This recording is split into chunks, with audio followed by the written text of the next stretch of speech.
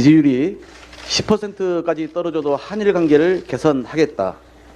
지난해 11월 아소다로 자민당 부총재가 방한했을 때 윤석열 대통령이 했던 발언이라며 일본 언론이 보도했습니다. 경악을 금치 못하겠습니다. 대체 누구를 위한 충성의 맹세입니까? 그래서 윤 대통령은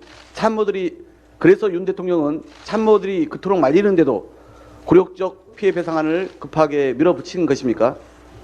윤 대통령은 일본 국회의원과 언론들이 일본의 완승이라며 기뻐한다는 보도를 보셨을 텐데 뜻대로 되어서 기분이 흐뭇하십니까? 피해자들의 입장을 존중한 결과였다는 윤 대통령의 설명도 새빨간 거짓말입니다. 반발하는 피해자들은 일본 전범기업의 국내 자산을 강제 집행하는 절차도 계속 이어갈 계획입니다. 굶어 죽어도 그런 돈은 안 받는다. 어느 나라 대통령이냐? 일본이 우리를 끌고 갔는데 어디서 사죄를 요구하겠는가? 라며 피해 당사자인 양금덕 할머니와 김성주 할머니는 우리 정부의 강제동원 배상안이 기막혀 분노하며 규탄하고 있습니다. 윤석열 정권의 굴욕적이고 무능한 배상 해법에 정작 일본 정부는 이른 게 없다며 표정관리에 나섰습니다. 역대 내각의 역사인식을 계승하겠다라고 할 뿐 사죄도 반성도 없습니다. 1998년 김대중 오부치 공동선언은 오히려 퇴색했습니다. 기사 총리의 새로운 사과 없는 역대 내각의 입장 계승이란 말 속에는 2012년 이후 야스쿠니 신사 참배와 역사 왜곡 발언을 서슴없이 내뱉은 아베 2차 내각, 종군 위안부 호칭에서 종군을 삭제한 스가 요시히데 내각 등 우경화된 가기 결정도 포함된 것입니다. 이뿐 아니라 일본 기업의 변제 참여 방안에 대해서도 입장 없다고 밝혔고 수출관리 우대국 재지정 관련해서도 징용 문제와는 별개라고 말했습니다.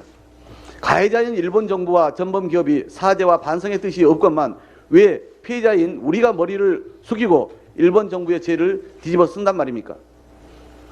역사를 잊은 민족에게 미래는 없다고 했습니다. 1991년 일본 외무성 조약국장은 한국이 이내 개인 청구권은 소멸되지 않았다고 말한 바 있습니다. 독일은 2001년부터 7년 동안 강제징용 피해자 170만 명에게 정부와 기업이 기금을 마련해 배상한 바 있습니다. 가해자가 진정으로 사과하고 반성할 때 피해자가 용서할 수 있습니다. 그것이 미래로 가는 진정한 출발점입니다.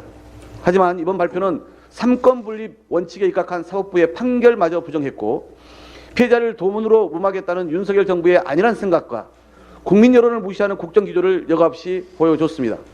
지금이라도 강제동원 피해배상 해법을 철회하고 피해자의 의견과 일본 정부의 사죄가 들어간 정당한 해법을 원점에서 다시 논의해야 합니다.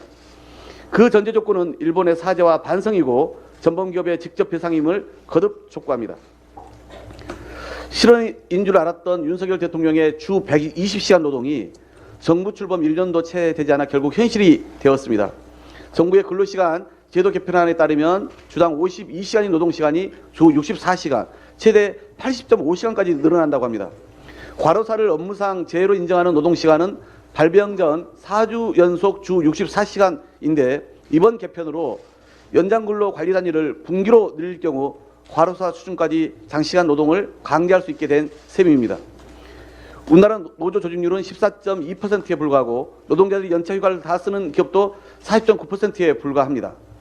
세계에서 제일 오래 일해온 대한민국은 그나마 주 52시간제 도입 후 연간 근로시간이 OECD 국가 중 2위에서 5위로 나아졌습니다. 그래도 여전히 평균 39일을 더 일합니다. 그런데 윤석열 정부가 다시 노동시간을 늘려 과로 사회를 조장하겠다고 나선 것입니다. 더구나 국민의 저녁을 뒤바꿀 중차대한 민생 정책이지만 사회적 공론화 절차는 없었습니다. 급조한 노동시장 연구회가 윤심 맞춤형 용역을 따랐을 뿐입니다. 입법적 뒷받침이 필요한 상황인데도 국회와 사전 논의도 하지 않았습니다. 여당인 국민의힘과 제대로 된 당정 협의도 없이 윤석열 정부는 설익은 노동시간 계약안을 국민 앞에 들이밀었습니다. 윤석열 정부의 일방통행식 노동 계약안은 내용도 잘못되었지만 절차도 잘못된 것입니다. 국민의힘은 집권당이라면 묻지마 윤심을 버리고 당정 협의를 통해 국민이 납득할 만한 발전된 안을 새로 제시하시기 바랍니다. 노동자들의 건강권을 침해하지 않은 방안도 아울러 마련되어야 하고 현장에서 적용 가능한 실질적 대책이 필요합니다.